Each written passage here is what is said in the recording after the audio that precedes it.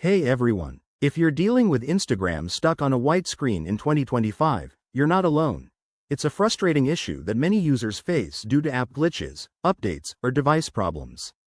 But don't worry, I'm here to guide you through simple, step-by-step fixes that can get you back to scrolling in no time. Let's jump right in. First, start with the basics. Force close the app. On Android, go to Settings, Apps, Instagram, and tap Force Stop. For iPhone users, swipe up from the bottom and swipe away the Instagram app preview. Then, reopen the app and see if the white screen is gone. This quick trick often clears temporary bugs. Next, check for updates. Outdated apps are a common culprit, especially with 2025's new features and security patches. Head to the Google Play Store on Android or the App Store on iOS, search for Instagram, and update it if a new version is available. Keeping your apps current prevents these kinds of issues. Now, let's tackle cache buildup. On Android, go to Settings, Apps, Instagram, Storage, and select Clear Cache.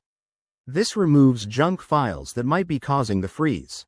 iOS doesn't have a direct cache clear option, but you can try offloading the app or proceed to the next step. Speaking of which, restart your device. It's a simple but effective fix. Power off your phone, wait 30 seconds, and turn it back on. This refreshes your system and can resolve underlying software conflicts. Don't forget to check your internet connection. A weak Wi-Fi or mobile data signal can make Instagram act up. Switch networks, restart your router, or ensure you're in a strong coverage area before trying again. If nothing works, try reinstalling the app.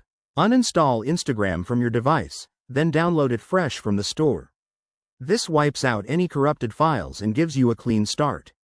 There you have it. Easy steps to fix that pesky white screen. If you follow these, you should be good to go. If the problem persists, it might be worth reaching out to Instagram support.